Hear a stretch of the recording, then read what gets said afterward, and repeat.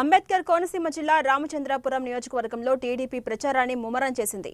ఎన్నికల వ్యూహంలో భాగంగా ప్రచారంతో పాటు గ్రామాల్లో సమావేశాలు నిర్వహిస్తూ పార్టీ బలాన్ని పెంచుకుంటున్నారు. టీడీపీ అభ్యర్థి సుభాష్ మోదీ సహకారంతోనే రాష్ట్రం అభివృద్ధి చెందుతుందన్నారు.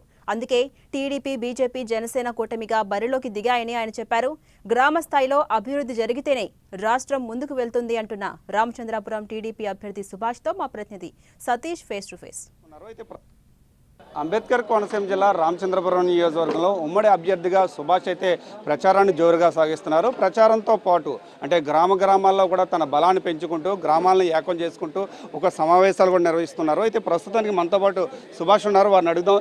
చెప్పండి, ప్రస్తుతానికి అయితే మాత్రం మీ ప్రచారం ఏ విధంగా సాగుతుంది? ఎటువంటి పరిస్థితి? ప్రచారం అనేది తారస్థాయిలో జరుగుతూ ఉంది. ఎందుకంటే ప్రజలు ఈ రాక్షస రాజ్యం నుంచి బయటపడాలి అనే ఆలోచన ఉన్నప్పటికీ బయటకు వచ్చే పరిస్థితి 2 సంవత్సరాల ముందు నుంచే ఈ పార్టీ నుంచి లేకపోతే ఈ రాక్షస పాలన నుంచి బయటపడదామని ఉద్దేశం ఉన్నప్పటికీ ఈ 5 ఇయర్స్ టర్మ్ వరకు ఆగారు.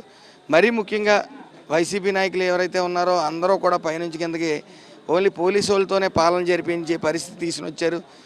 అంటే కేసు, లేదా బయటికి ప్రశ్నించే గొంతు ఎవరిదైనా బయటకు వస్తే వాళ్ళ మీద కేసు, అలాగే రఘురామకృష్ణరాజు గారు లాంటి ఎంపీ మీదే కేసు పెట్టి కొట్టించిన వైనం.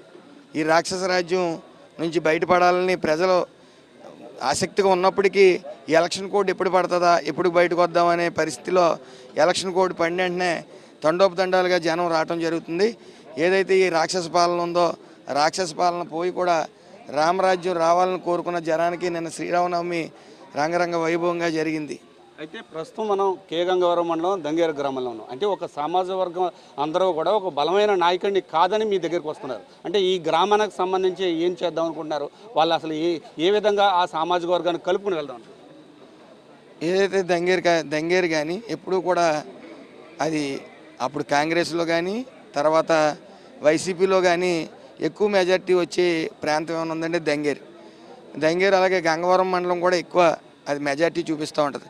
కానీ ఈరోజు ఒక్క ఛాన్స్ ఇవ్వండి అని వచ్చిన జగన్ ఏదైతే ఎస్సీలు బీసీలు ఉన్నారో ఆ ఎస్సీలు బీసీలని హక్కులను కాలరాసి పథకాలని తీసివేసి అత్యంత ద్రోహం చేశారు.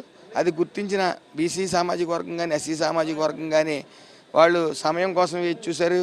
ఏదైతే ఎలక్షన్ కోడ్ పడ్డదో పడిన వెంటనే కూడా మరి ఆలోచన చేసి అందరూ కూడా ఈరోజు వెంకటరమణ గారు ఈ సర్పంచ్ గారు అదే విషయం, ఈ నాయకుడు సరిగ్గా లేడు, మేము నడిపించలేకపోతున్నాం, అభివృద్ధి అనేది చేయలేకపోతున్నాం కాబట్టి ఆ పార్టీని వదిలి తెలుగుదేశంలోకి జాయిన్ అయ్యి ఏదైతే చంద్రబాబు నాయుడు గారు అలాగే పవన్ కళ్యాణ్ గారు అదేవిధంగా మోడీ గారు